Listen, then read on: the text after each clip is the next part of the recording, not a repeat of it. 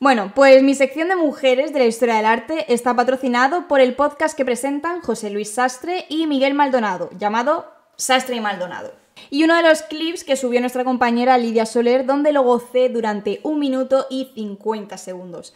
Durante este tiempo, Maldonado se mete con Salvador Dalí. Bien muerto está el asqueroso, que luego rectifica. No hizo un buen cuadro en su vida, fascista, wow los relojes, ese vídeo te da vergüenza. Y a continuación Sastre le pregunta, ¿entonces qué piensas del urinario de Duchamp? Y Maldonado le dice que eso sí que era arte, que ahí había muchísimo más trabajo intelectual que en toda la obra pictórica de Dalí. Y yo, claro, en ese momento estaba como, dilo tata, dilo. Pero luego bajé a la tierra y pensé, ¿cómo que el urinario de Duchamp?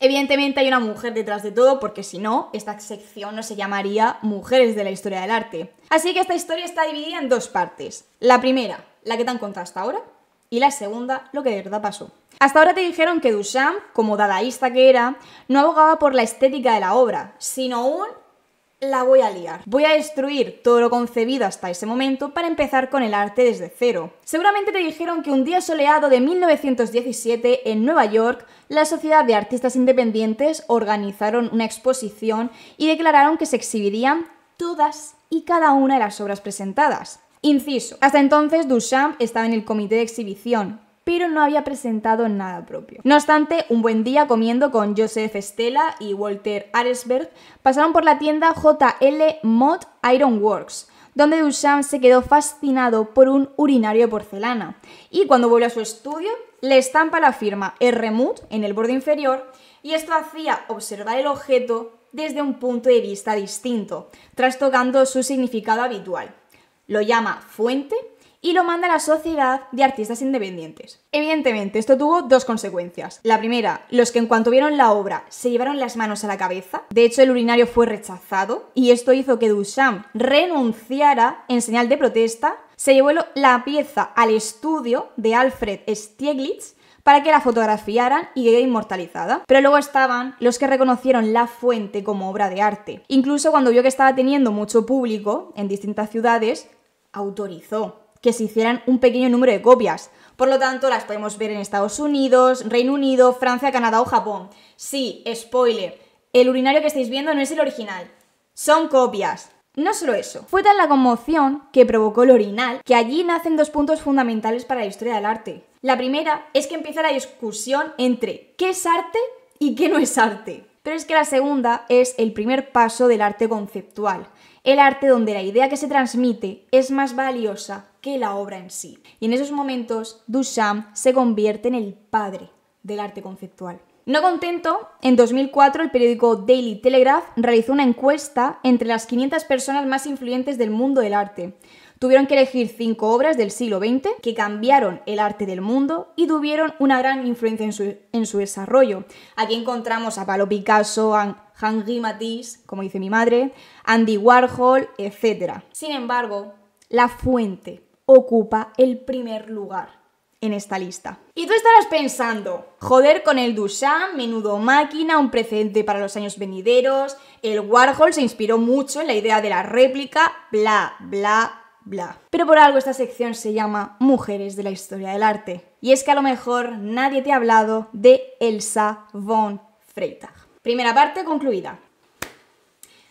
¿Qué pasa? Que no fue hasta 2002 cuando el historiador, crítico y curador de arte Julian Spalding publicó un libro donde habla de la fuente. Fue entonces cuando Glenn Thompson, un estudioso de Duchamp, contacta con él y le dice: creo que aquí hay gato encerrado. No me coincide lo que yo investigo con lo que tú has publicado. Concretamente, amiga mía, la versión de cómo el artista adquirió el urinario. Uy, uy, uy, alguien está a punto de caerse del pelo. Os he contado que Duchamp, después de estar comiendo con sus amigos, compra un orinal en una tienda que se llama Mott's. El plot twist: Thompson, el estudioso de Duchamp, fue a Mott's y confirmó que no era una tienda, sino una sala de exposición.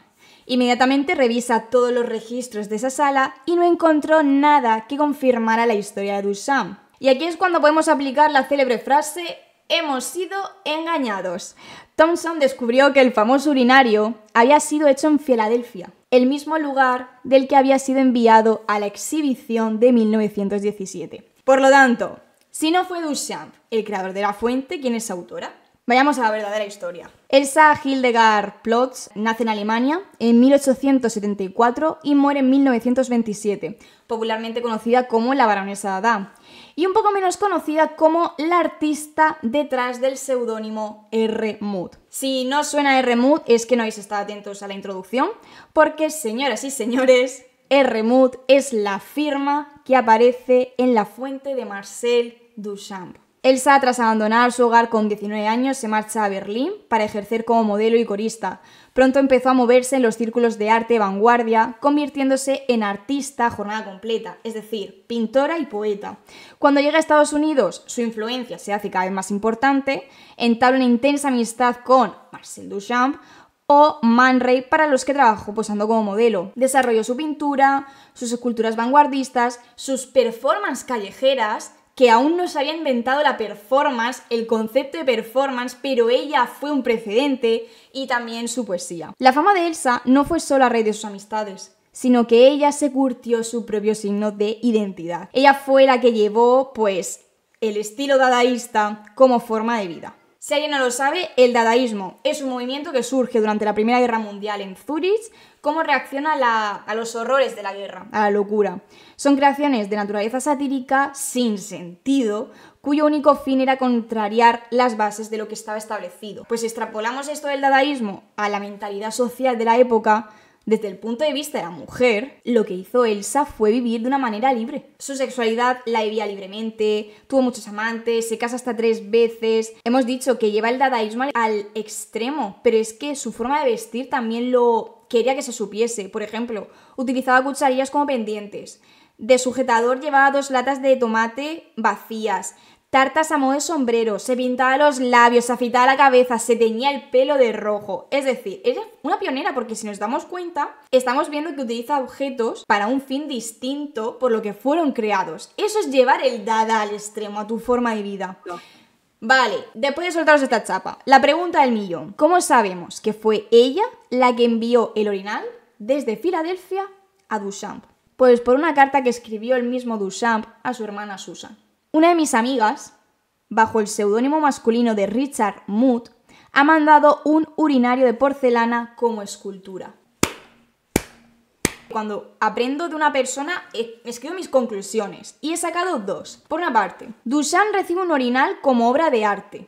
El concepto de ready-made estaba impregnado en esa obra. Idea y material ya lo tenía sin esforzarse. Claro. Era un objeto 100% dadaísta que podía liarla muchísimo y por tanto captar el foco de todos para bien o para mal. Y lo segundo, Duchamp, cuando se da cuenta de esto y lo presenta, bien que pone la firma R. Muth, pero está poniendo una firma masculina de un artista.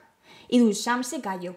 Nunca dijo a quién pertenecía esa firma. O sea, yo soy Duchamp. Si yo te estoy haciendo el favor de presentarte mi nombre con tu firma, pero no voy a decir quién eres, quién es la verdadera autora de esta obra. Porque yo sé que en 10, 20, 30 años la gente va a hablar de mí. Él ya lo sabía.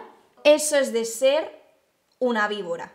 Sí. Y lo curioso de todo esto, ¿vale? Es que Elsa, a la vez que crea La Fuente, también crea otra obra, que la llama Dios, que es considerada la primera obra del dada americano y solamente consistía en una tubería de plomo, de urinario, retorcida, en plan en señal de falo, porque evidentemente Dios es un hombre y tiene que estar mirando al cielo, y sobre un pedestal. Y yo digo, otra conclusión, qué casualidad que a pesar de ser 2 obras creadas por la misma mujer en el mismo año, la única que tuvo repercusión fuera la que expusiera el hombre.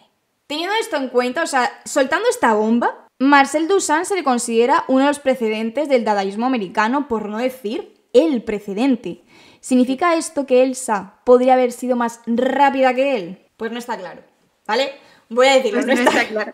¿Por qué? Porque lo hacen todo a la par. La famosa rueda de bicicleta, Elsa hace ornamento endurecido. Ambos en 1913. La única diferencia entre ambos es que Duchamp fusiona 2 piezas, mientras que Elsa utiliza un solo objeto. Ella fue fiel al concepto de ready-made, que es utilizar objetos inservibles que te encuentres de casualidad. Y en este caso, esta pieza de hierro la encontró de camino a su 3ª boda. Con todo ello, la reina Dada fue considerada por la revista The Little Review como la única persona viva en el mundo que viste Dada, ama Dada y vive Dada, llevando al límite su lema: yo no soy de nadie. Esto podía tener un final feliz. ¡Wow! Una mujer que no se deja callar, que sigue sus instintos, etcétera, etcétera, etcétera. Esta sección trata de mujeres silenciadas. Los nuevos movimientos que precedieron la hicieron caer en el olvido. Apenas figura en la mayoría de los textos. Se la puede encontrar en cartas o revistas de la época, donde aparece retratada como una mujer difícil, fría o directamente loca. Casi todo lo que sabemos sobre la primera etapa de su vida se basa en el borrador de unas memorias que escribió en un sanatorio psiquiátrico de Berlín en 1925, 2 años antes de su muerte.